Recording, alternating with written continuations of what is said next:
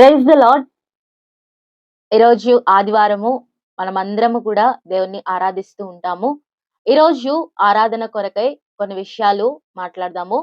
కీర్తనలు 41 అధ్యాయము 13 వచనం.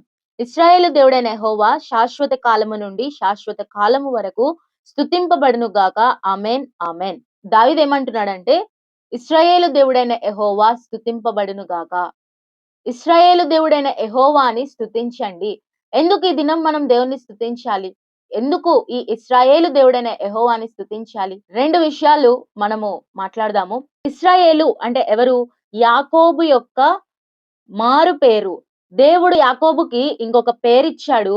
ఇశ్రాయేలు అని యాకోబుని పేరు పెట్టి పిలుస్తూ వచ్చాడు. యాకోబుని దేవుడు ఇశ్రాయేలుగా మార్చాడు. ఇశ్రాయేలుగా మార్చినప్పుడు ఈ ఇశ్రాయేలు దేవుడైన యెహోవా స్తుతింపబడును గాక. ఈ ఇశ్రాయేలు దేవుడైన యెహోవా ఎందుకు స్తుతించబడాలి అనంటే, ఇశ్రాయేలు జీవితం అంటే యాకోబు జీవితంలో 2 విషయాలు మనం చూద్దాము.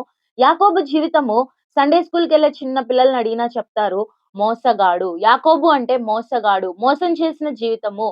యాకోబుది తన అన్నను మోసం చేశాడు, తండ్రిని మోసం చేశాడు, మామను మోసం చేశాడు. మోసపూరితమైన జీవితము. కానీ ఈ మోసపూరితమైన జీవితాన్ని కూడా దేవుడు మార్చడానికి ఇష్టపడ్డాడు. మోసపూరితమైన జీవితంలో నుంచి ఇశ్రాయేలుగా మార్చాడు. అంటే పాపపు జీవితంలో నుంచి పరిశుద్ధంగా మార్చాడు. మొదటిగా ఏం చెప్పొచ్చు అంటే, సిన్ టు హోలీ. పాపి అయిన యాకోబును పరిశుద్ధుడిగా దేవుడు మార్చాడు. ఇశ్రాయేలుతో దేవుడు మాట్లాడుతూ వచ్చాడు.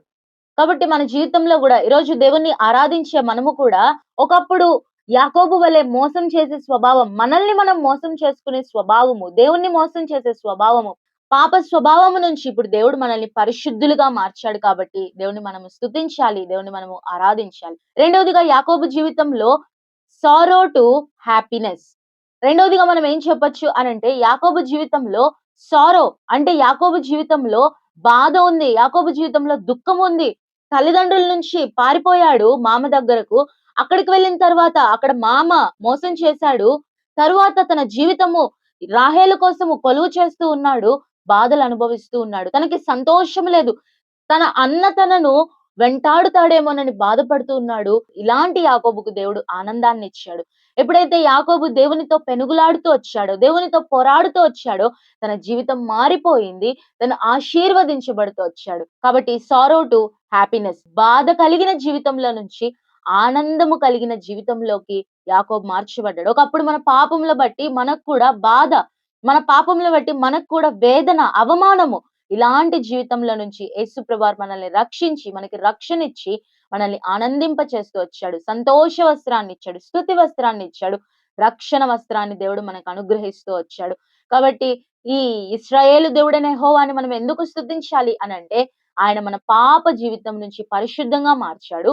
బాధపూరితమైన జీవితాన్ని నుంచి, వేదన కలిగిన జీవితంలో నుంచి సంతోషమైన జీవితంలోకి మార్చాడు. కాబట్టి ఈరోజు మనం ఆయన్ని స్తుతించాలి. కాబట్టి ఆదివారము ఇశ్రాయేలు దేవుడైన యెహోవాను మనందరము కూడా స్తుతిద్దాము. ఆయనని హృదయమార ఆరాధన చేద్దాం. Praise the lord.